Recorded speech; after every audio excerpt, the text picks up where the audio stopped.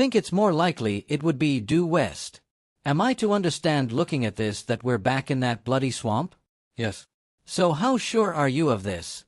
Me? Yeah, absolutely sure. I don't care how difficult it is. I really don't. I mean, I'll go in there by myself. And that, Rick Lag, is why you are going to find this. Just 3 minutes ago, Rick and Marty Lagina may have finally hit the jackpot deep within the tunnels of Oak Island. For 8 years, they've been tirelessly excavating this enigmatic location, driven by tales of treasure buried by Spanish pirates, British soldiers, or perhaps the mysterious Knights Templar. Their most tantalizing clue came when they drained a swamp and unearthed an ancient spike dating back 300 years and possibly linked to a Spanish galleon. What if this spike is just the beginning, and beneath it lies something even more sinister? Let us explore the most massive treasures on this haunted island, the sunken secrets of Nova Scotia's Hidden Isle. For over 8 years, Rick and Marty Lagina, along with their dedicated team, have been excavating on Nova Scotia's Oak Island, fueled by the enticing prospect of uncovering hidden riches. However, they still don't know who might have buried treasure there in the first place. Were the culprits Spanish pirates, British soldiers, or possibly the Knights Templar? Moreover, the question arises, why would anyone go through the trouble of burying valuables on such a secluded island? As the digging continues, public interest remains high, drawing us deeper into the activities on Oak Island, where each discovery is touted as potentially significant. Rick, convinced of its complexity, commands the draining of the swamp, believing that it may yield some answers. Once the water is lowered, Gary takes over with his metal detector. Beneath a wooden board, he detects something intriguing. After some digging, the team unearths an old spike resembling those used on Spanish ships from the late 1600s to early 1700s. Believing it to be the first human touch it has received in about 300 years, veteran treasure hunters like Fred Nolan have suggested that the swamp, peculiarly shaped into a triangle, might have been deliberately constructed long ago to cover up an old shipwreck. This idea spawns further speculation. Could it have been the work of Spanish pirates using the swamp as a giant hiding spot? The team hopes that exploring this previously inaccessible part of the swamp will reveal physical evidence to support the theory that it was artificially made. The importance of excavating the Nolan side of the swamp stems from Fred Nolan's long-held belief that it might be central to solving the puzzle of the island. Could there be a sunken ship or a concealed vault there? During one of their digs, Rick comes across a log with a sharpened end, suggesting that more than one person was involved in its placement, possibly indicating human alteration of the environment. To navigate the muddy terrain of the drained swamp, the team sets up a grid for better management and uses metal detectors in areas where the soil is soft. On one such occasion, Gary's detector signals something not far below the surface. Eagerly, they dig and unearth a large, weathered iron object, possibly a piece of a larger item. Examining the artifact, they notice distinctive grooves and bends, speculating it could be part of a chest or perhaps a bracket from a ship. The team, standing at the edge of the island, lets their imaginations wander to visions of sunken ships filled with wealth. Among the new finds is a piece of charred wood embedded in the iron, suggesting the possibility of a ship intentionally set on fire and sunk in the swamp. Why would someone destroy a ship in this manner? The action implies an attempt to hide something valuable or important. In the southeastern part of the swamp, the team discovers what looks like a stone pathway or perhaps part of a ship's dock buried under the mud and water. This significant find sparks a flurry of discussions about its historical implications. Spooner suggests that the stone layer they uncovered dates back to the early 1700s, possibly indicating that the pathway was used for transporting valuable goods. The team's next find with their metal detectors is about to change everything. In the money pit's hidden structures, Gary and his teammate continue their search with metal detectors, their excitement mounting with each signal. They soon uncover an ancient pin, its surface weathered by time. The pin resembles a plumb bob, a tool used in building and surveying for centuries. This discovery leads to speculation about its origins and possible connection to early colonial activities or even earlier times. As the group gathers around the newly found pin, they consider its importance and how it might link to other historical finds or structures on the island. Nearby, a wooden structure starts to emerge from the muddy ground, raising questions about its relationship to the legendary money pit. The team anxiously awaits a report from Steve Guptill, the surveyor, hoping his findings might provide the breakthrough they need. With renewed determination, they press on with their exploration, driven by the hope of uncovering the long-sought answers about Oak Island, careful not to overstate the significance of each discovery as conclusive evidence. Steve starts his briefing by noting the similarities between the old cobblestone path uncovered last year and the new cobbles they were currently standing on. He points out how these matched the surrounding land levels quite closely, suggesting they were purposefully aligned to head north toward the Money Pit's Grid C1. This path alignment sparks curiosity among the team members, leading them to wonder about its intended purpose and whether it was deliberately aimed in that direction. Rick, Alex, Peter, and Doug gather around what appears to be an ancient Roman stone road. Their interest is clear as they discuss why such a path would exist in a boggy area and speculate about the immense effort that must have gone into constructing it. This path was remarkably similar to one they had previously found in the Oak Island swamp, which led them to consider if Roman road-building techniques had influenced broader architectural traditions, possibly even affecting the Portuguese, who were connected with the Knights of Christ. Driven by this idea, the team eagerly compares different construction methods, hoping to find any ties between Portuguese historical explorations and Oak Island. Elsewhere, the ongoing work in the swamp was just one among many attempts to understand the complexities of Oak Island. Over at the Money Pit area, Rick, Marty, and other team members were analyzing new sonar data that hinted at man-made structures deep within Aladdin's cave.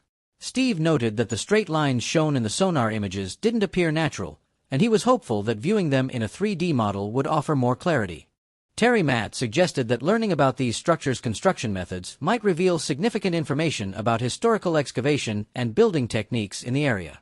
During a review session of the sonar data, Rick spotted something unusual and asked Paul to adjust the orientation of the image. As the image shifted, Terry noticed a sandy slope that might be covering other important findings.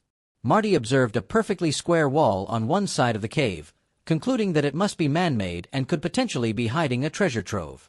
Their discoveries deepen, pushing them to dig further into the island's secrets inside Aladdin's cave. The team then deliberated on how to access deeper into the cave, considering drilling toward a subtle echo that seemed to indicate another opening. They planned to lower a camera into the drill hole, hoping it would reveal more details about the cave's interior and possibly guide their subsequent actions. Rick emphasized the need for a careful assessment before moving forward. The next day, they started drilling a new borehole named L3.5 to gather more data from Aladdin's cave. At the same time, efforts were underway to manage the influx of water into the garden shaft, showcasing the continual struggle against natural elements in their quest. Meanwhile, at the Interpretive Center, Craig Tester, Peter Fornetti, Jack Begley, and archaeometallurgist Emma Culligan consulted with blacksmith expert Carmen Legg about intriguing artifacts from Lot 5, a metal strap and a heavy fastener. These were thought to possibly belong to a 17th-century chest or trunk. Carmen's examination, combined with Emma's detailed scans, revealed features consistent with a clasp from a small chest, corroborating the suspected time frame and adding another layer of historical context to their findings. In another part of the site, archaeologists Helen Sheldon and Moya MacDonald were investigating changes in the soil composition on Lot 5. Their excavation led to the discovery of what looked like a barrel strap with an attached nail, which exhibited a greenish tint, a sign of copper use known for its resistance to corrosion. This find connected back to earlier discoveries of wooden cargo barrels near the Stone Road or Ship's Pier in the swamp, suggesting a historical operation that might have used the swamp as an open harbor for transferring goods to the Money Pit. These discoveries prompted the team to speculate about the strategic importance of Lot 5 in the broader context of Oak Island's activities. They hypothesized that this area might have served as a staging ground for the constructions and operations around the Money Pit, adding another piece to the puzzle of human activity on the island. Their discussions and findings continued to fuel their enthusiasm as they pieced together the historical narrative of Oak Island. As the artifact was safely stored for later examination by Emma, Jack joined Helen and Moya in searching the area for historical clues on the island, though it was uncertain whether their efforts would yield any notable discoveries. Meanwhile, those at the Money Pit were filled with anticipation as they awaited the results from borehole L3.5, eager to see if it would provide insights into what was affectionately referred to as Aladdin's cave.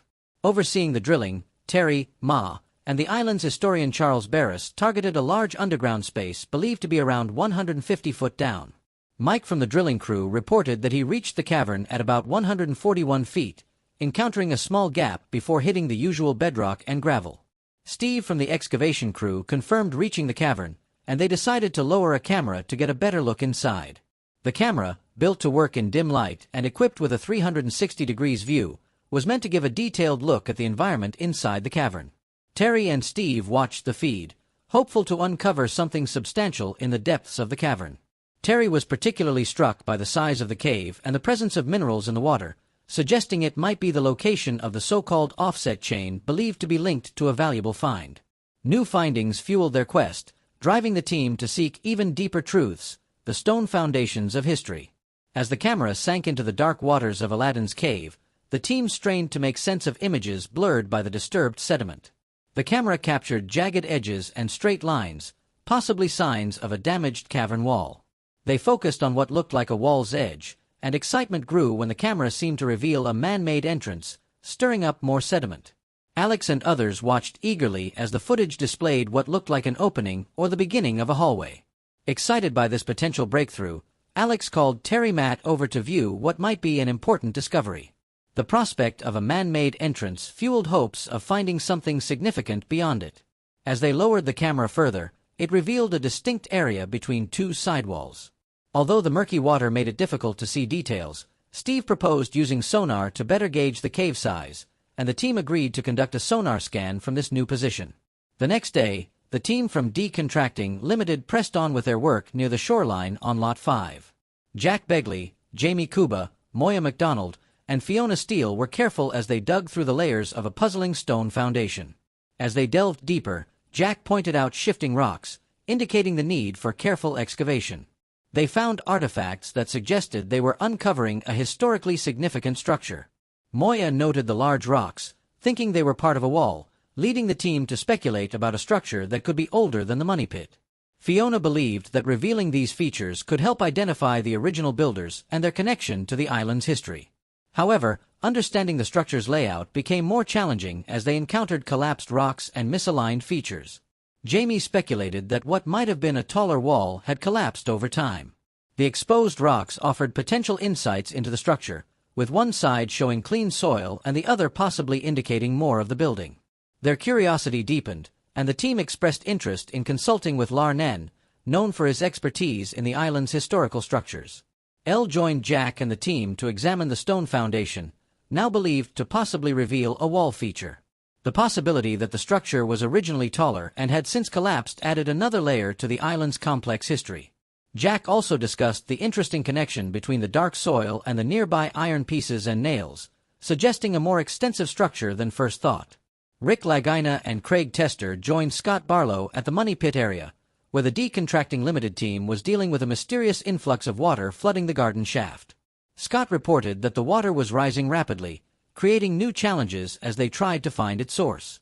Roger, with a camera in the shaft, captured footage of water bursting into the space with considerable force, revealing a small cavern behind the wooden wall lining the shaft filled with timber. This unexpected finding, possibly indicating an offset chamber or an unknown cavity, sparked speculation about where it might lead. The team considered enlarging the hole to further explore the cavern, wondering if this frustrating setback might inadvertently lead to a significant discovery past layers of earth and time. The team is close to a breakthrough that could rewrite history, the buried mysteries of Lot 5. The story of Oak Island has captivated many for over 2 centuries. Starting with the discovery of the Money Pit in 1795, people have always been intrigued by the prospect of hidden treasures and historical relics buried on the island. Each dig raises more questions than it answers. Figures like Rick, Marty, Craig, and their team are now working hard to piece together the island's past, exploring layer by layer to uncover its history. Water has always been a major challenge here, just as it was for the first treasure seekers who dug into the island's surface over 200 years ago. These obstacles add an element of difficulty to the exploration, but also make the process more interesting. Recent excavations, especially near Lot 5, revealed an old foundation that brought up more than just dirt. They stirred up stories from long ago. The finding of this rectangular foundation, along with various old items, suggests there might have been military activities on the island long before it became famous for treasure hunting. During their intense digging effort, the team found a structure that seems to have been intentionally buried. They believe this structure was built in the 1700s, around the same time as another nearby depression in the ground. It's interesting to think about whether these two were built at the same time or one after the other. It seems the earlier circular depression may have influenced the building of the later rectangular foundation. A significant find was a piece of creamware dated to 1762 within the rectangular foundation. If this date is correct, it suggests significant activities on Lot 5 before 1762, possibly related to military purposes, which predates the discovery of the money pit. This creamware, along with other items found, hints that the island might have been a place of important activities involving careful planning and resource use. As digging continued, more pieces of creamware from the mid-1700s were found, along with a fragment of a valuable porcelain teacup. The quantity and quality of these items suggest that the area saw frequent and possibly wealthy activities, challenging the simple stories of treasure hunting that have long been associated with Oak Island. The structure itself turned out to be more complicated than first thought. Initially believed to be a basic rock-lined pit, further digging showed that the center was filled with loose rocks, unlike the well-preserved surrounding areas. This difference led to new thoughts about why the foundation was built. It might have been designed to contain or protect something rather than just serve as a dump or storage area. These findings lead to an important question. What was the real purpose of these foundations? Were they just ordinary buildings, or did they play a part in a bigger plan that included military operations or hiding valuable items? The fact that these structures were built before the island was officially divided into lots by Charles Morris in 1762 and before the discovery of the money pit adds importance to their historical role. While the team continues to explore and study these discoveries, the true purpose and nature of these structures remain unclear. The bits of pottery and porcelain, the way the foundations were built, and the context in which they were created all point to a complex and layered history for Oak Island. This history goes beyond the simple tales of pirates and buried riches that initially attracted explorers to its shores. The island continues to hold back its complete story, offering only small glimpses into its past, leaving those digging into its soil to wonder about the real events that took place on its intriguing landscape. What secrets do these foundations hold beneath Oak Island? Could there be more than history buried deep? Comment your theories below, and don't forget to subscribe for more mysteries.